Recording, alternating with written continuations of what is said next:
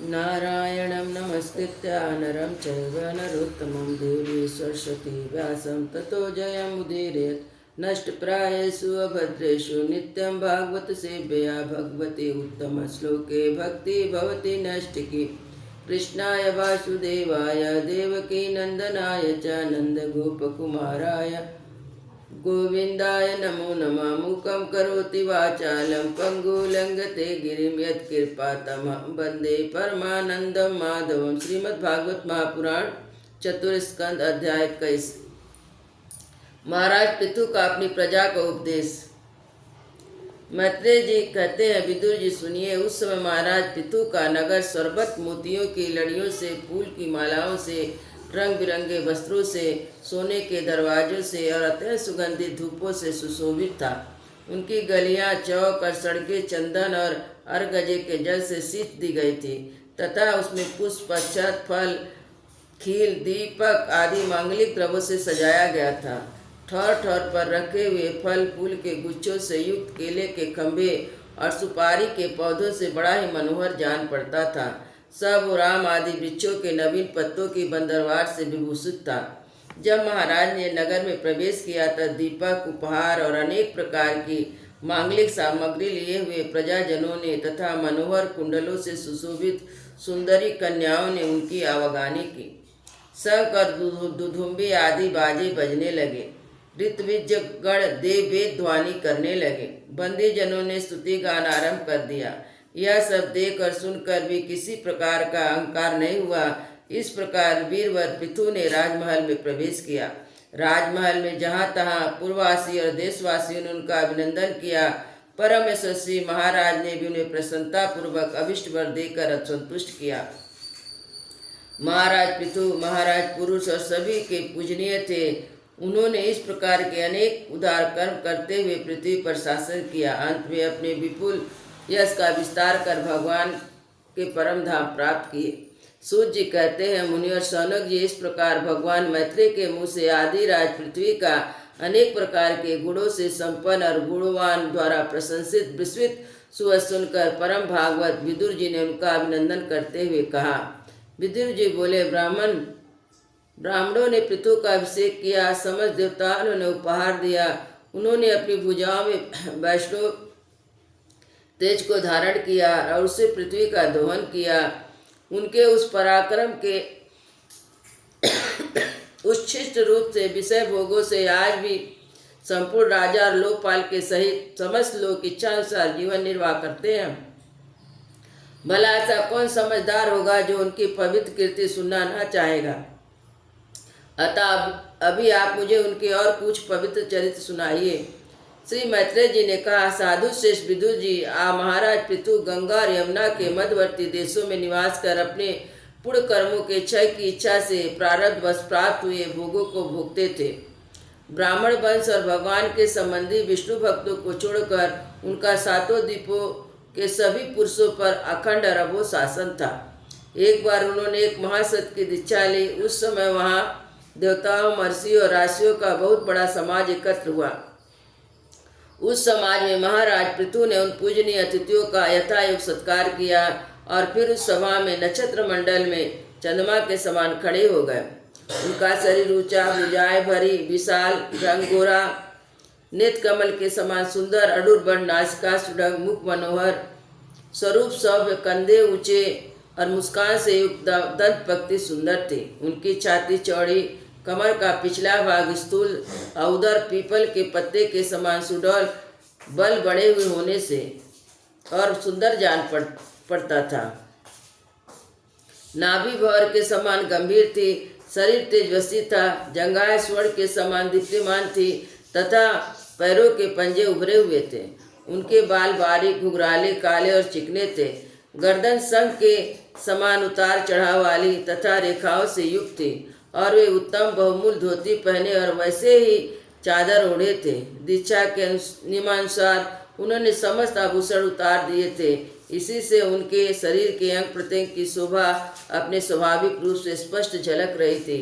वे शरीर पर कृष्ण मृग चर्म, हाथों में कुशा धारण किए हुए थे। इससे उनके शरीर की कांति और भी बढ़ गई। वे अपने सारे नित्य कृत्य यथाविधि संपन्न कर चुके थे। राजा पृथु ने मानो सारी सभा को हर्ष से सरवर करते हुए अपने शीतल और स्नेहपूर्ण नेत्रों से चारों ओर देखा, फिर अपना भाषण प्रारंभ किया। उनका भाषण अत्यंत सुंदर, विचित्र पदों से युक्त, स्पष्ट, मधुर, गंभीर और निशंक था। मानव उस समय सबका उपकार करने के लिए अपने अनुभव का ही अनुवादन कर रहे हो। राजा पृथु ने कहा, सज्जनों, आपका कल्याण हो। आप महानुभाव हो जो यहाँ पधारे हैं, मेरी प्रार्थना सुने। जिज्ञासु पुरुषों की चाहिए कि संत सभा में अपने निश्चय का निवेदन करें। इस लोक में मुझे प्रजाजनों का शासन, उनकी रक्षा, उनकी आजीविका का प्रबंध तथा उन्हें अलग अलग अपनी मर्यादों में रखने के लिए राजा बनाया गया है। अतः इसका यथावत पालन करने से मुझे उन्हीं मनोरथ पूर्ण करने वाले लोगों की प्राप्ति होना चाहिए जो वेदवादी मुनियों के मतानुसार संपूर्ण कर्मों के साक्षी श्री हरि के प्रसन्न होने पर मिलते हैं। जो राजा प्रजा को धर्म मार्ग की शिक्षा न देकर केवल उससे कर वसूल करने में लगा है, वह केवल प्रजा के पाप का ही भागी होता है, अपने ईश्वर से हाथ धो बैठता। अतः प्रियजनों, अपने इस राजा का परलोक में हित करने वाले के लिए आप लोग परस्पर दोष दृष्टि छोड़कर हृदय से भगवान को याद करते हुए अपने अपने कर्तव्य का पालन करते रहिए, क्योंकि आपका स्वार्थ इसी में है और इस प्रकार मुझे भी आपका बड़ा अनुग्रह होगा। विशुद्ध देवता, पितर, महर्षिगण, आप भी मेरी इस प्रार्थना का अनुमोदन कीजिए, क्योंकि कोई भी कर्म मरने के अंतर उसके कर्ता, उपदेष्टा, समर्थ को उसका समान फल मिलता है। माननीय सज्जनों, किंतु श्रेष्ठ महानुभव के मत में जो कर्मों का फल देने वाला भगवान एकपति ही है, क्योंकि यह लोक और परलोक दोनों ही जगह कोई कोई शरीर बड़े तेजोमय देखे जाते हैं। मनु, तानपाद, महीपति, ध्रुव, राजसी, प्रियव्रत, हमारे दादा अंग तथा ब्रह्मा, शिव, प्रहलाद, बलि, इस कोटि के अन्य महानुभव के मत से धर्म, अर्थ, काम, मोक्ष रूप चतुर्भुज तथा स्वर्ग और अपर के स्वाधीन नियामक कर्म फलदाता रूप से भगवान गदाधर की आवश्यकता है ही। इस विषय में तो केवल मृत्यु के दोहित वेन आदि कुछ सोचनीय और धर्म लोगों का ही मतभेद है, अतः उनका कोई इस विशेष महत्व नहीं हो सकता। जिनके चरण कमलों की सेवा के लिए निरंतर बढ़ने वाली अभिलाषा उन्हीं के चरण नख से निकली हुई गंगा जी के समान है। संसार ताप से संतप्त जीवों के समस्त जन्मों के संचित मनोमल को तत्काल नष्ट कर देती है।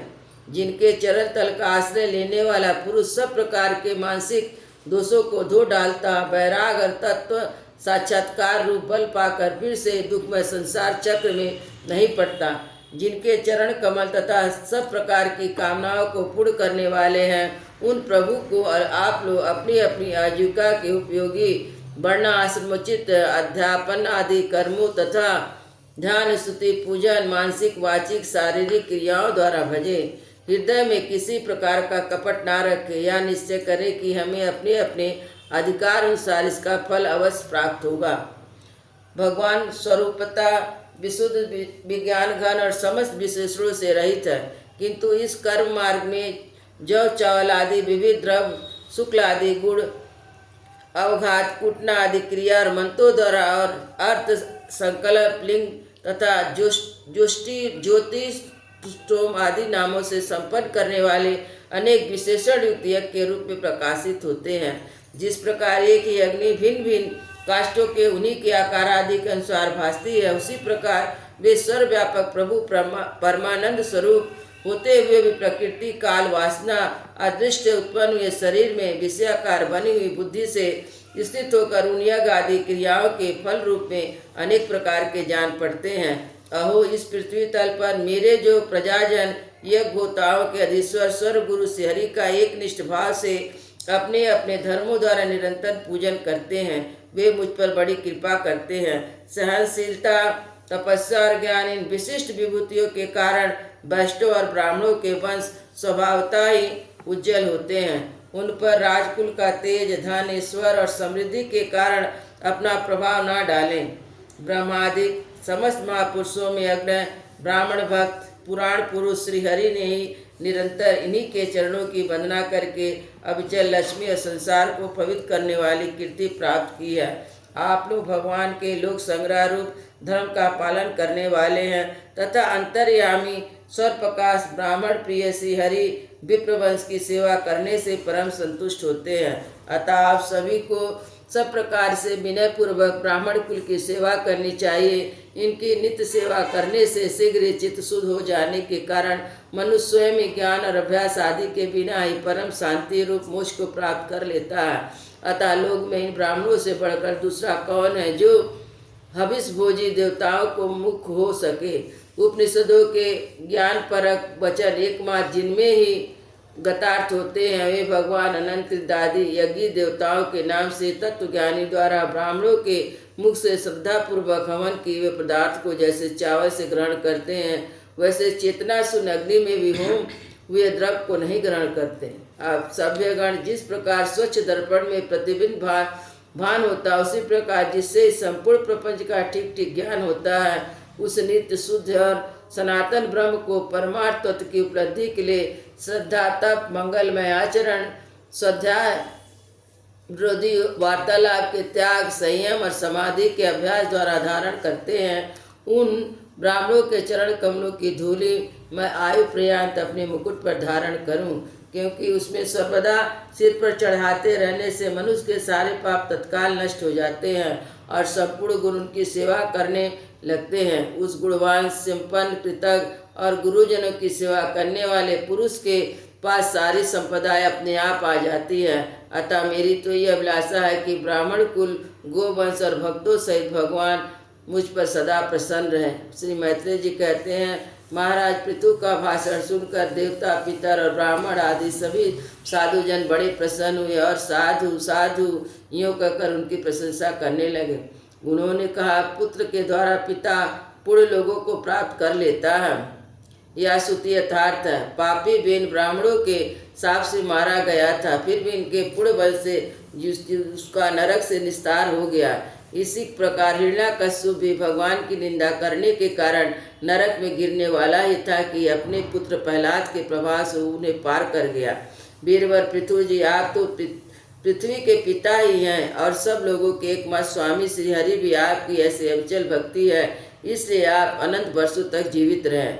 आपका सुयश बड़ा पवित्र है। आप उदार कृत्य ब्रह्मण देव श्री हरि की कथा का प्रचार करते हैं। हमारा बड़ा सौभाग्य है, आज आपको हमने स्वामी के रूप में पाकर हम अपने आप को भगवान के ही राज में समझते हैं। स्वामी ने अपने आश्रितों को इस प्रकार श्रेष्ठ उपदेश देना आपके लिए कोई आश्चर्यजनक बात नहीं है, क्योंकि अपनी प्रजा के ऊपर प्रेम रखना तो करुणा में महापुरुषों का स्वभाव ही है। हम लोग प्रारब्धवश विवेकहीन होकर संसार अरण्य में भटक रहे थे, सो प्रभु आज आपने हमें इस अज्ञान अंधकार से पार पहुंचा दिए। आप शुद्ध सत्यमय परम पुरुष हैं, जो ब्राह्मण जाति में प्रविष्ट होकर क्षत्रिय की ओर और क्षत्रिय जाति में प्रविष्ट होकर ब्राह्मणों की तथा दोनों जातियों में प्रतिष्ठित होकर सारे जगत की रक्षा करते हैं। हमारा आपको नमस्कार है। वृंदावन